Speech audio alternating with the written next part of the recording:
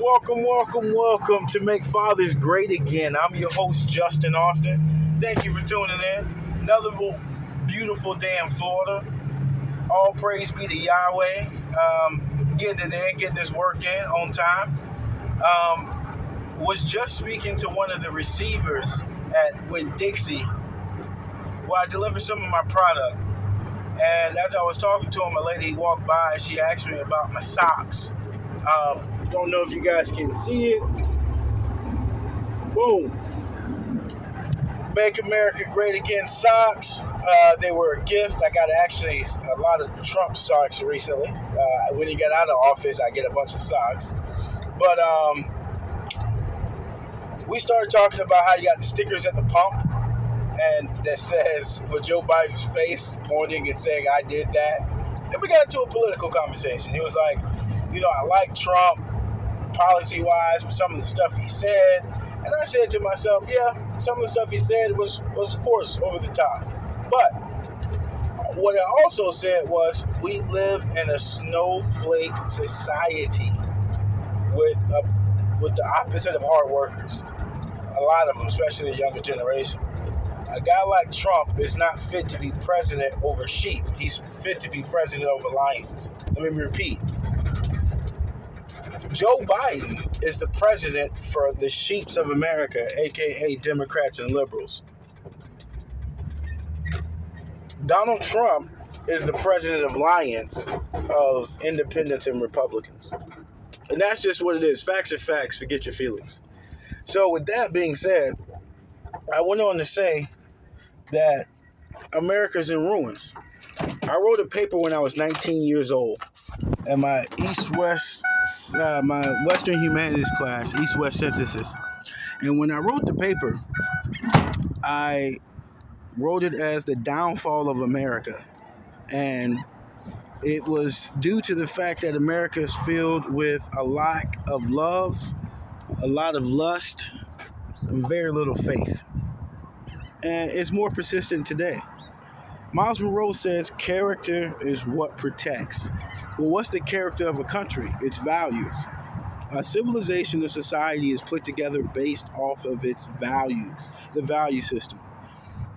One of the greatest reasons why I am Republican, why I am conservative, and why I am so passionate is because I've read the letters of John Jay, the first Supreme Court Justice. I've read the letters of the first President, George Washington. I've read his speeches.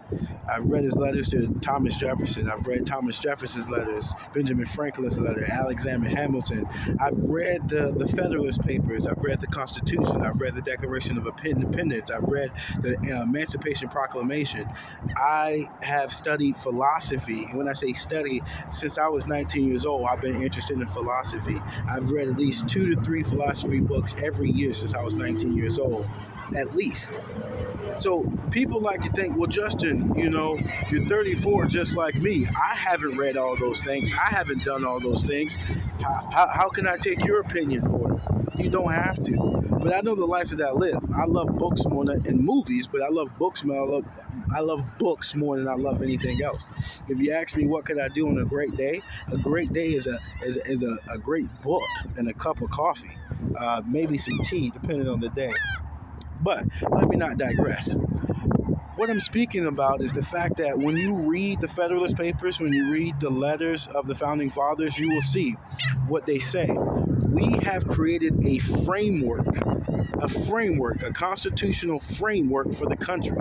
But what sustains that framework? Faith, family, justice, prosperity, community. Now, tell me, where's faith when there's a Texas school district that has elementary school kids celebrating Pride Week? Where is family when divorces are up, marriages are down, there's no fault divorce? Men lose 90% of the times in family court. Tell me what child has won in a divorce? Faith, family, community, those things don't matter to Americans. And that's why Western society is destroying itself. This guy was about 60 years old. I told him it's only going to get worse. He said he hopes to get better. I'm 34.